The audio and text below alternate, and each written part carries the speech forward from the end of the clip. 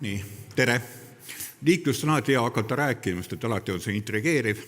Kõik inimesed, kes on saalis tavaliselt kuulamas, on mingis mõttes eksperdid ja see tähendab seda, et pooled inimesed on minuga nõus, pooled ei ole. Ja lõppude lõpuks see võib-olla polegi nii väga tähtis. Et kui mul paluti rääkida natuke nagu sellest, et millised on liikluse valupunktid ja pealkiri on selline uhke arenduspiirkonnad, siis ma ütleks seda kõigepealt, et ega erinevaid arenduspiirkondi üheselt käsitleda ei ole ka võimalik. Et meil on üsna erinevad, need osad on sellised, mis on seal linna piiri taga, valglinnaga seotud, neil on omaette probleemid, osad on sellised, mis on üsna siin linna keskel, neil on natukene teistsugused probleemid, aga päris selge on see, et ilma probleemideta me siit kuidagi nagu läbi ei saa. Et ma oma tänases jutus ikkagi üritan natukene jääda selle sama sadama kanti, kus me siin täna oleme ja võib-olla siia tulles või siit minnes natuke neid asju ka kõige paremini käsitleda annab tegelikult.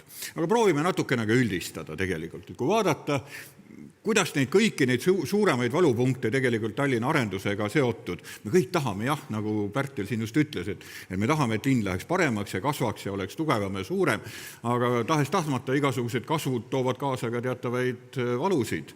Ja millised need siis peamiselt on? Üks suuremaid küsimus on eelkõige see, et kuidas tagada liikuvus või kuidas tagada ühendused nende samade uute arendustega. Me tihtipeale oleme harjunud mõtlema sellega ja tihtipeale suur hulk inimesi tegelikult hakkabki nagu sellest peale, et kui meil mingi arendus toimub, siis kui palju on vaja sinna teha nagu parkimiskohti, see on üks väga selline konkreetne number, millega tavaliselt arhitektid väga konkreetselt kokku puutuvad ja teevad siis sellest ka oma mingeid konkreetseid järeldusi, aga nagu see, mis sellest pärast edasi saab, jääb tihtipeale natukene nagu nõrgaks käsitletuks, et need autod, kes sinna siis pargitakse, peavad kuidagi sinna saama ja sealt kuidagi nagu ära sõita saama. Ehk siis, meil on tavaliselt üks peamine küsimus olnud eelkõige see, et kas auto on siis nagu reaalne liikumisviis. Me oleme harjunud siin 20 aastat seoses sellega, et see autode arv on väga kiiresti kasvanud, harjunud mõtlema, et me lähtumegi nagu eelkõige autoliiklusest. Aga kas see on nagu omaette mõistlik eeldus ja kas see on ainuvõimalik eeldus, on tegelikult see küsimuse koht.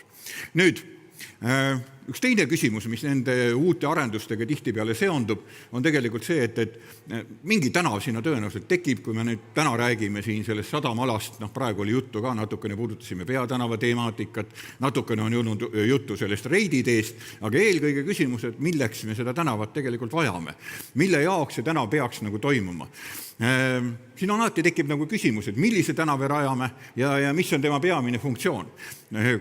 Need, kes on natukene kokku puutunud ka sellega, et meil on olemas ka teatavad normatiivid, Eestis on olemas standard, ja kui me vaatame seda standard, siis me võimegi rääkida, et tänavatel reeglina on nagu kaks erinevat funktsiooni, mis omavahel teatud määral ka haakuvad, aga mõnikord on omavahel ka natukene konfliktsed. Ehk siis, esimene küsimus tihtipeale, et see tänav on mõeldud selleks, et kuskilt ühest linnaosas sõita teise, ja see, kus me parasjagu seda tänavat vaatame, ei pruugi tegelikult selle liiklusega olla üsna palju seotud. Et me teame seda, et Tallinna üheks suureks probleemiks, kui vaadata linna tervikuna, on olnud see, et meil on väga palju kesklinna läbivad liiklust, kes tegelikult kesklinna otseselt ei puuduta, välja arvatud see, et ta seal liigub. Et tal otseselt vajadus sinna kesklinna jõuda ei ole, aga kuna see kesklinna läbimine on mõistlik, ta on kiire, ta on suhteliselt mugav, siis seda palju ka kasutatakse. Ehk siis selline transiit. Ja teine võimalus on nüüd see, vajadus teinekord võib öelda, on see, et kuidas tagada siis mingitele objektidele või arendustele ligipääs. Ehk siis see juurdepääsu temaatika. Ja tihtipeale mulle tundub, et kui ka näiteks see sama reiditee on toonud kaasa siin üsna erinevaid arvamusi ja hoiakuid ja konflikte isegi võib öelda, siis minu meelest peamine probleem, mis sellega kaasnes, oligi see, et mis peaks olema selle tänava peamine funktsioon. On see siis eelkõige ligipääs millelegi või on siis nagu pilt suurem, et me peame tagama millegi suurema ühenduse, ilma et tegelikult see tänav nii-öelda peaks jääma siis eelkõige selle juurdepääsu funktsiooni juurde. Ja kolmas küsimus, mis nendega tavaliselt seondub, on tegelikult see, et millised need alternatiivid siis võiks olla. Kas neil üldse on vaja, kas neil on üldse mingi reaalne olemasolu või mingisugune reaalne mõte olemas, kas meil on võimalik teatavates kohtades näiteks öelda seda, et okei, inimesed hakkavad oluliselt suuremal määral kasutama jalgratast või kas me saame ja peame tekitama parema ühenduse näiteks ühistranspordiga. Need on need küsimused, mis tihtipeale tegelikult nende uusarenduste juures, kas jäävad selle arenduse enda tegemise ajal, võib-olla natukene tagaplaanile ja kui nad siis juba hakkavad oma mõju avaldama, siis tekivad probleemid. Või ei ole neid siis piisavalt täpselt ja detailselt tegelikult selle planeerimise faasis käsitletud.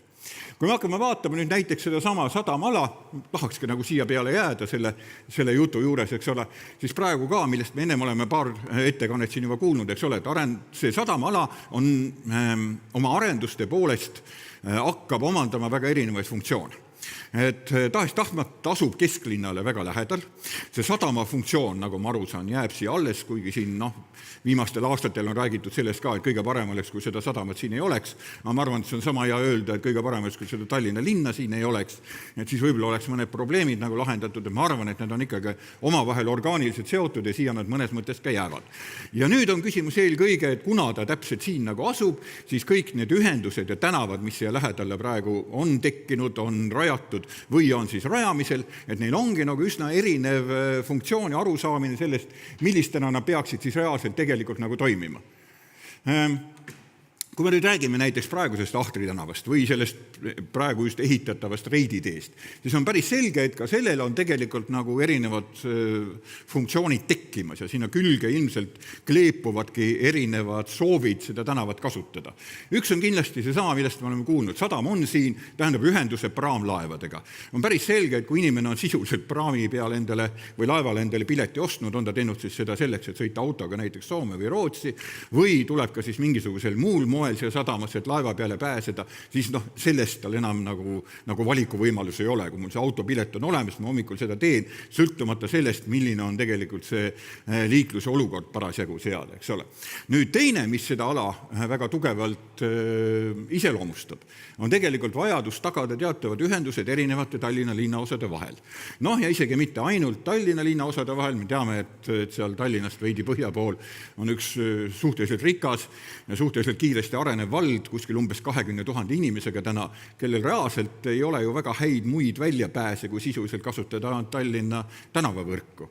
Ja Pirita linnaosa ja nii edasi, nende ühendused siis teiste linnaosadega ja kui ma nii-öelda näiteks Pirita elanikuna hakkaksin mõtlema, et kuidas siis kõige targem on sõita Mustamäeles, ma leian, vaadates lihtsalt kõige labasemalt kaarti või kasutades mingit muud tänast rakendust, et kõige mõistlikum ongi seda täna teha vähemalt kaarti järgi otsustades läbi kesklinna.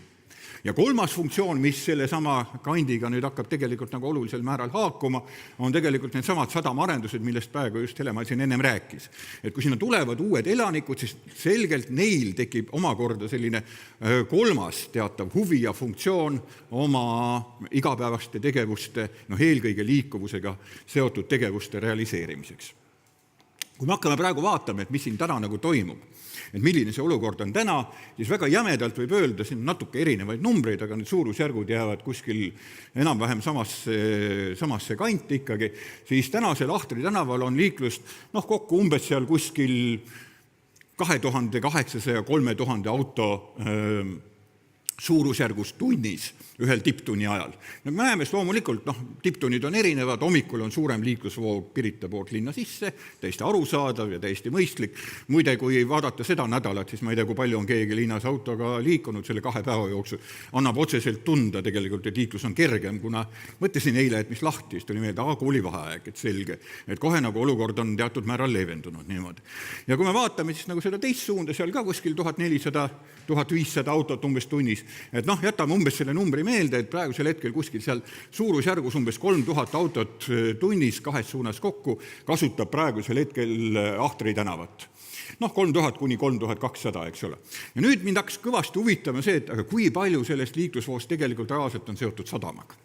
Ja kui sadamalt oli võimalik saada seda, et kui palju autosid siis sadama laevadele tegelikult liigub, need ei ole siis seotud mitte sadama arendustega, vaid see liiklusvoog, mis konkreetselt sõidab siis laevadele või tuleb siis praamlaevade pealt maha, siis me näeme, et need numbrid on natukene päeviti erinevad. See on üks konkreetne näide, võib-olla see nädal ei olegi tähtis, aga me näeme, et need numbrid jäävad kuskile siia 4000 kuni ligemale 6000 auto suurusjärku, aga ööpäevas. Mitte tunnis, eks ole.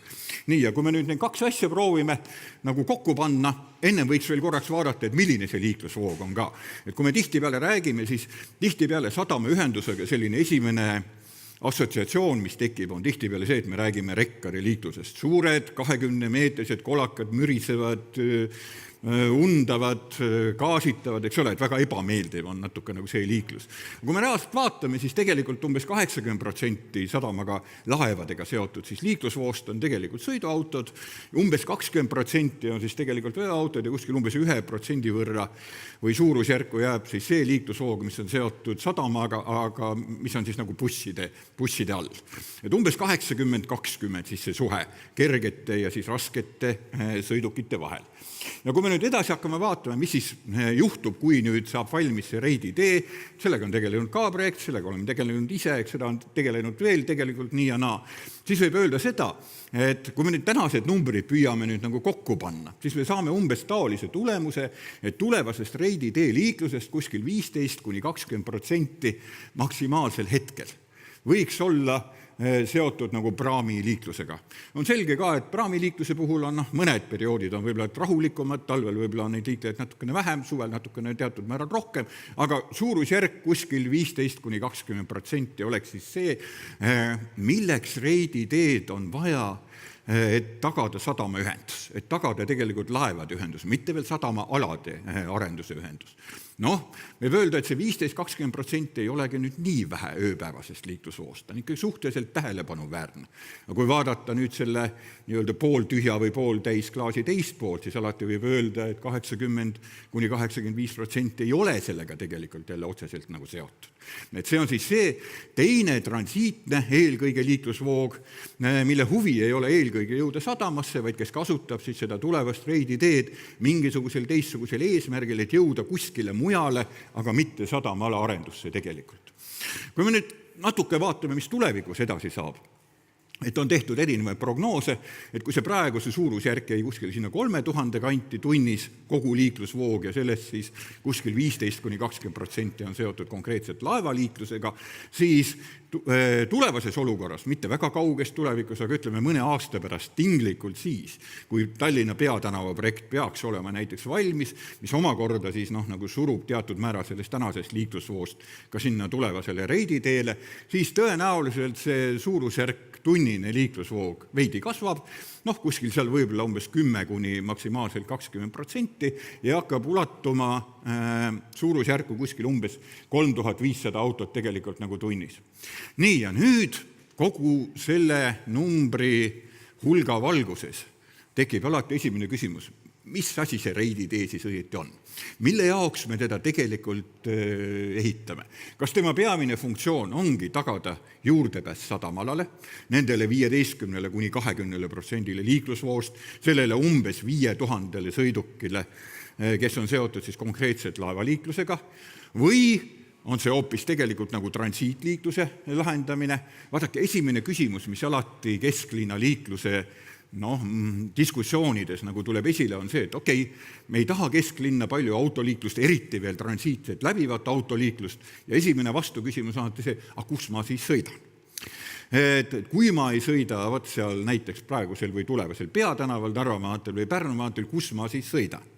Ja esimene vastus on see, okei, mingi kogus kindlasti hakkab sellest kandma uuesti nagu Reidi tee. Kas Reidi tee tegelikult tulevases funktsioonis saab tegelikult nagu transiitliikluse vajadusi rahuldada? Ja kas see peakski olema tegelikult nagu lahendus või põhiline idee? Selles ma küll sügavalt kahtlen. Et Reidi tee oma lahenduses praegusel hetkel viib ju tegelikult päris hästi välja kuskile sinna praeguse linnahalli kanti, kultuurikatla kanti ja edasi. Ja kui siin Pärtel-Peeter tegi ennem nagu sissejuhatus, ütleb, et kasvavad tegelikult ka Põhja-Tallinn päris olulisel määral erinevaid arendusi, siis võib jälle öelda tegelikult, et Reidi tee tegelikult seda funktsiooni, millest tihti inimesed räägivad, et mis olekski nüüd alternatiiv tänasele kesklinna läbivale liiklusele, tegelikult ei rahulda. Ja minu küsimus on see, et kas ta peakski seda tegelikult tegema. Et see on eelkõige võib-olla küsimus nüüd linnaplaneerijatele ja arhitektidele, et mis on sellise tänava reaalne funktsioon, millest omakorda peaks tulema ka see, et millisena me tahame teda tegelikult näha. Et mida ta tegelikult nagu teenindama hakkab. Ehk siis tuleme tagasi nende valupunktide juurde, millest alguses siin juttu oli. Kuidas tagada vajalik liiklusühendus uusarendustega? Me kuulsime praegu, et sadamaalale lisaks nüüd nendele olemasolevatele funktsioonidele on tekkimas veel enam kui 200 000 ruutmeetreid elamispinda. Mis tähendab, et sinna tekib üks pisikene isegi mitte nii väga pisikene linnakene, Eesti mõistes võib-olla on tegemist isegi päris suure linnaga, mille elanikel on tegelikult omad vajadused ja suurel määral need vajadused ei ole seotud sellega, et minna laeva peale. Tõenäoliselt inimesed seda paar korda aastas võib-olla ka teevad, aga mitte enam. Nende inimeste liikumisvajadus on sarnane tegelikult kesklinna teiste inimeste liikumisvajadustele. Jõuda kooli, jõuda tööle, tagada oma igapäevaste vajaduste rahuldamine, käia poes, teatris, kus iganes. Ja kogu küsimus taandub väga suurel määral sellele, millisena me seda liikumisühendust tahame seda näha tegelikult nii. Nüüd, järgmine küsimus, mis selliste otsuste puhul on vaja väga korrektselt läbi mõelda ja leida sellele kõige mõistlikum lahendus on see, kas arenduse asukoht ja lahenduse valik tuleks seada piiranguid. Kas me peaksime hakka ütlema, et aga ei, me ei taha siia palju autosid, me ei taha siia jalgrattaid, me ei taha siia võib-olla jalakäia, me ei taha siia turiste või midagi taolist muud. Kas me peaksime hakkama tegelikult mingisuguseid piiranguid siia looma? Või vastupidi, peaksime püstitama võib-olla mingisugused otsesed eesmärgid, et kui siia tekib 200 pluss 1000 ruutmeetrit elamispinda, siis me peame sellega arvestama, et see tähendab mingisuguseid tuhandeid inimesi, kellel on liikumisvajadus ja kuidas see liikumisvajadus peaks olema tagatud. Ennem seda tegelikult, kui need arendused reaalselt saavad teoks. Üks peamise küsimusi, mis sellega taandub, on tihtipeale see, et aga kui palju parkimiskohti peaks sinna planeerima. Et kas me võime tegelikult tänast võimalikku uut sadamale arendust käsitleda samamoodi kui teisi uusarendusi näiteks Tallinna lähialad, kus see parkimiskohtade arv on tegelikult nagu elementaarne. Küsid mõne kinnisvaraarende käest, ütleb, 2 autot korteri kohta kindlasti oleks nagu vaja. Me oleme teinud huvi pärast tudengite abiga natukene nagu vaatlusi, et mis on siis tänaste parkimiskohtade kasutus erinevates linnaaladel. Suhteliselt oleme vaadanud selliseid vanemaid, näiteks Mustamäe ja vaadanud ka natukene Haabersti kanti, aga ka mõningaid seal kandis paiknevaid uusarendusi. Ja mis on tulnud välja, on tegelikult väga huvitav fakt, et see, et tänases olukorras, kus Tallinna ühistransport vaatamata kogu sellele kriitikale, mida ta igapäevaselt saab, toimib tegelikult üsna mõistlikult, üsna hästi tegelikult, siis tõenäoliselt tänu sellele ja tõenäoliselt tänu ka teatavatele muude aspektidele, et liiklemine ongi muutunud autoga raskemaks ja kallimaks, siis see tähendab seda, et nendes alades kuskil 30, 40, kohati isegi 50% autodest päeval ei liigu mitte kuskile. Et meil on parkimiskohad, kus tegelikult need samad autod, kes seisavad öössel, seisavad ka tegelikult päevasel ajal. Võib-olla neid kasutataksegi ainult korra nädalavahetusel või korra kuskil mingiks nädalasiseseks sõiduks. See number oli minu jaoks hämmastav. Kuskil 3% kuni 40%, isegi teatavates kohtades kuni 50% autodest päeval mitte kuskil ei liigu. Arenduste küsimus, okei, me teeme nüüd igale korterile, näeme ette 2 parkimiskohta, ja sisuliselt juba peame endale aru andma, et see tähendab tegelikult auto hoiustamist nädal aega. Kas see peab toimuma selle maja juures, arenduse piires või kuskil mujal, ma ei tea.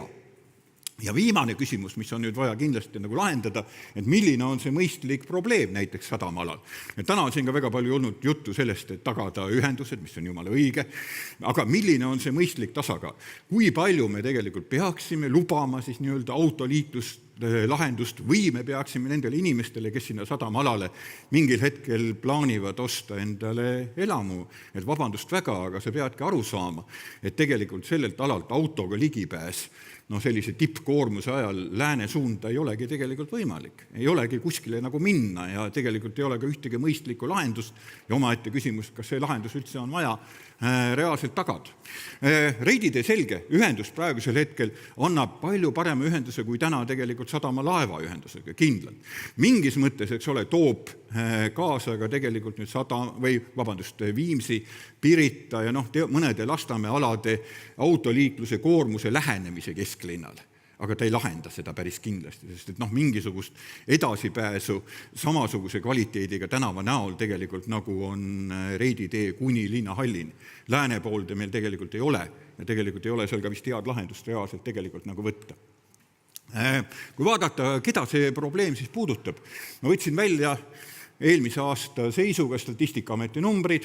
Pirita linnaosas elab selle seisuga, need ei pruugi olla jumala täpsed, aga ma arvan, et nad annavad suurusjärgus õige vastuse, 18 000 elanikku, Viimsi vallas elab 19 000 elanikku, veidi rohkem isegi, tõenäoliselt tegelikult natuke rohkem. Ehk siis Pirita Viimsi on kokku 37 500 inimest. Pärnu linn on 41 000 elanikku. See on enam-vähem sama suurusjärk, et kui me vaatame praegu Piritat ja Viimsit kokku, siis tegelikult see ongi umbes sama suur kui Eesti rahvaarvult 4. linn, mitte 3. Narva on siiski veel natukene nagu suurem. Ja kui me vaatame, ma tavaliselt küsin tudengite käest, et mis on Eestis kõige suurem linn, Tallinn, kõik teavad, mis on teine linn, Tartu teatakse, ma ütlen vale vastus. Et tegelikult teine linn mõnes mõttes on Lasnamäe. Lasnamäe elanike arv on täna suurem kui kogu Tartu linnas. Ja kui me mõtleme, et me saame tegelikult Lasnamäe elanike vajadused rahuldada tegelikult, ma ei tea, kas 1 trammiliiniga või 2 tänavaga näiteks, nagu ta täna suurel määral kipub olema, siis ma soovitus minna esinedes Tartus, et vaadake, mida tartlased teile selle peale lihtsalt nagu reaalselt tegelikult nagu vastavad. Et nii ta on, jah. Kui vaadata seda, kus siis need inimesed tööl käivad, 2/3 Viimsi elanikest töötab Tallinnas. Nende igapäevane marsruut ongi seotud Viimsiga. Viimsis ei ole tohutult palju töökohti, muide on. Ja tegelikult toimub iga päev ka selline tööalane migratsioon ka vastassuunas. Tõsi küll, see ei tekita väga suuri liiklusprobleeme, et see on see väiksema liikluse suuna kate. Aga see on oluline. Et kui me ütleme, et Pirital ja Viimsis on kuskil 37 000 elanikku ja nendest 2/3 töötabki kuskil Tallinna mujal linnaosades, siis see nii on. Ja kui me vaatame näiteks Pirita elanike liikumisviise 2016, tehti Tallinnas liikumisuuring 2015 lõpus küll tegelikult, siis tuli välja tegelikult, et tänastest Pirita elanikest 75% kasutabki igapäevaste liikumiste jaoks sõiduautot ja jalgsi käib seal kuskil 8% kandis ja ühistranspordiga sõidab umbes iga 6. tegelikult nagu niimoodi. Ma ei ütle, et see graafik, mis meil seal praegu näha on tegelikult õige ja optimaalne, aga see tegelikult iseloomustab päris olulisel määral tänast liikumiste mustrit. Ehk siis, püüan natukene kokku tõmmata, vastuseid mul ei ole, aga püüan natukene kokku tõmmata. Reiditee, mida ta siis teeb? Tagab enam-vähem mõistliku autoühenduse parvlaevadega.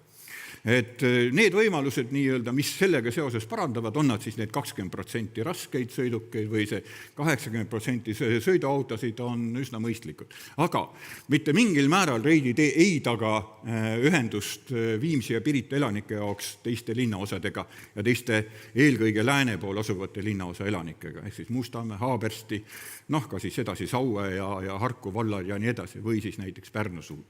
Ega tegelikult ei taga selline Reiditee, nagu ta meil siia tekib, tegelikult ka nende tulevaste sadamale arenduste elanike ühendusi sinna samasse lääne poolde autoga.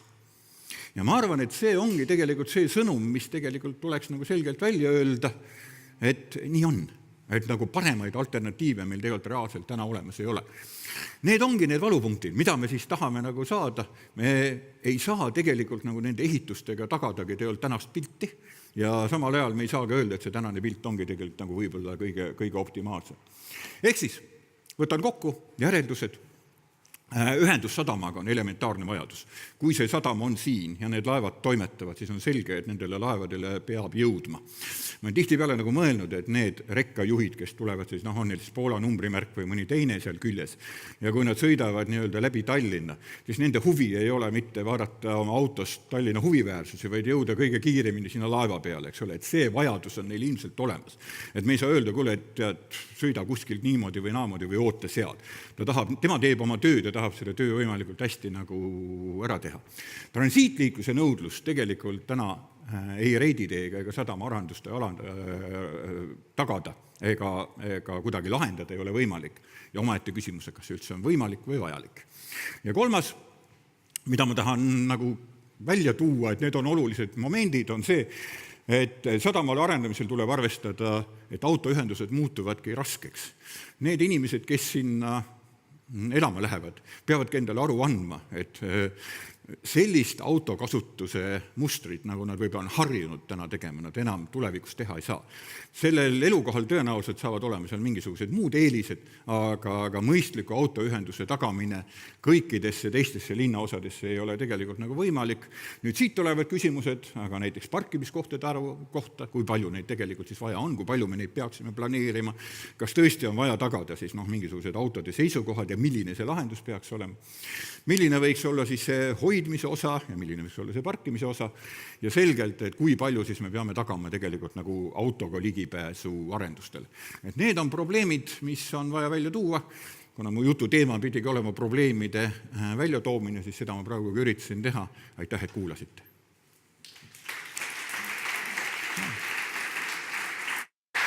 Suur tänu.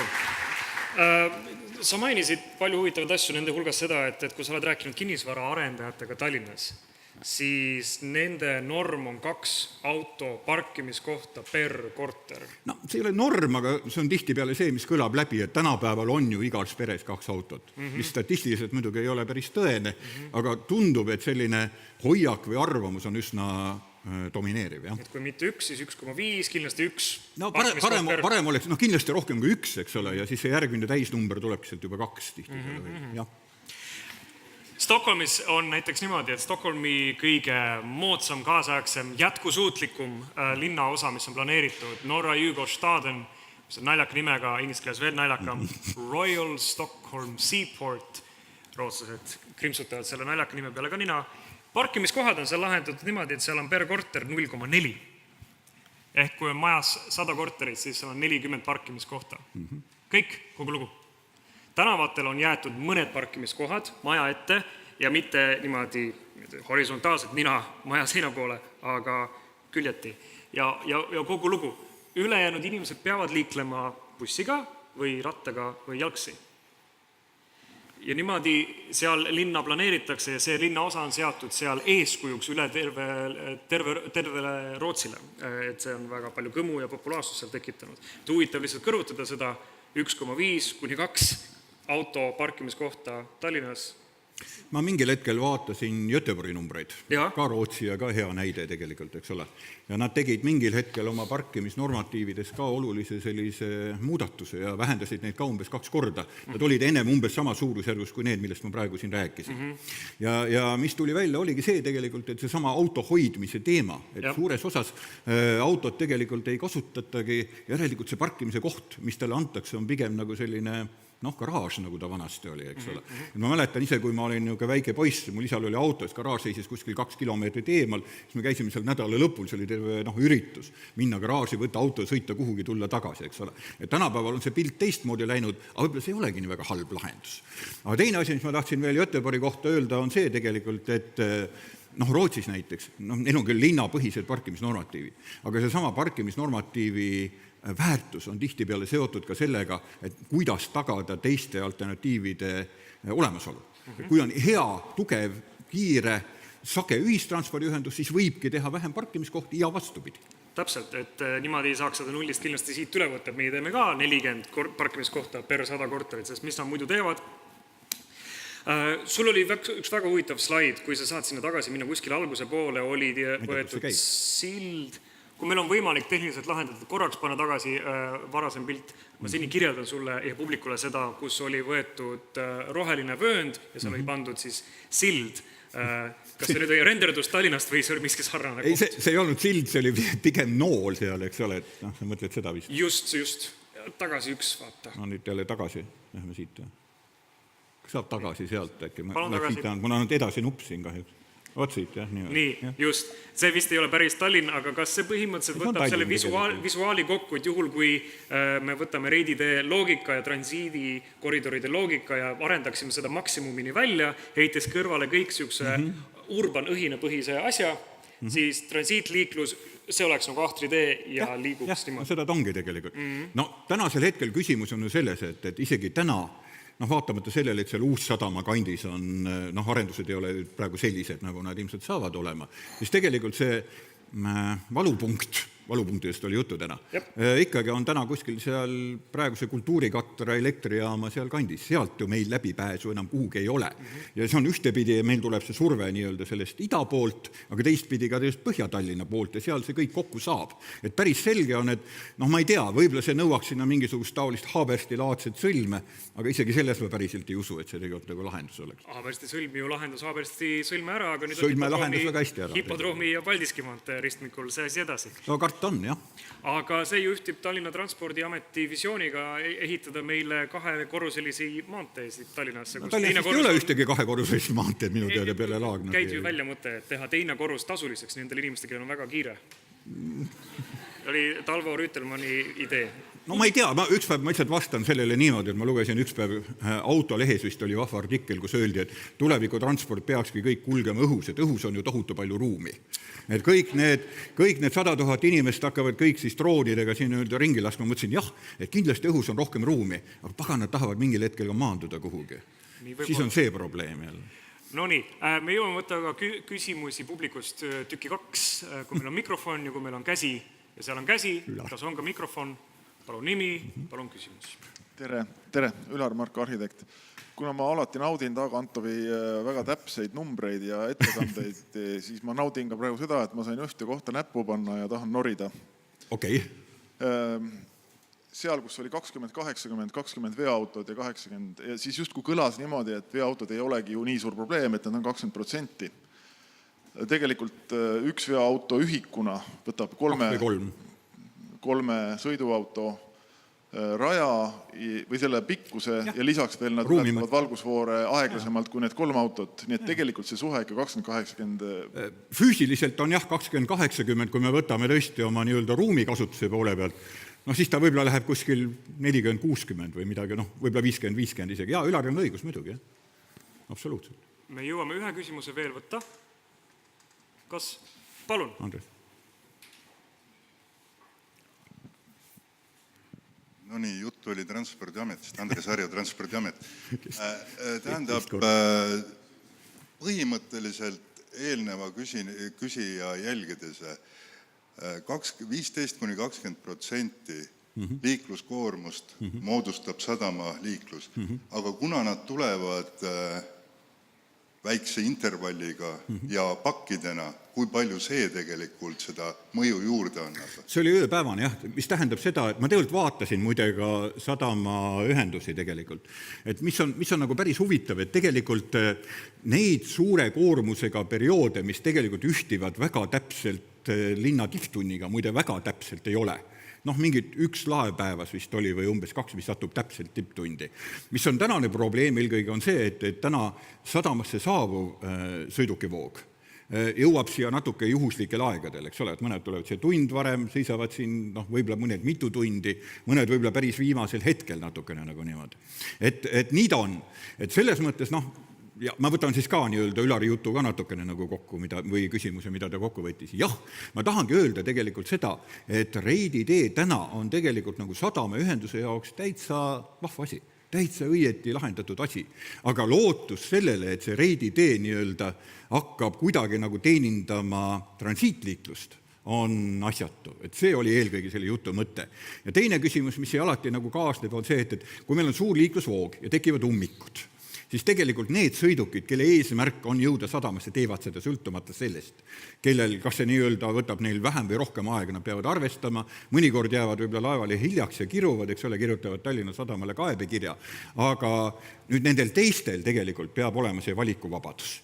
Ja eelkõige oli mõte siis suunata seda juttu eelkõige nende arenduste inimeste peale, mis seal on. Nende voog on see, mis tegelikult ei ole otseselt sadamavoog, vaid pigem iseloomustab teda see sama liikumise muster, mida inimesed teevad kesklinnas iga päev. Taag Antov, suur tänu. Palun.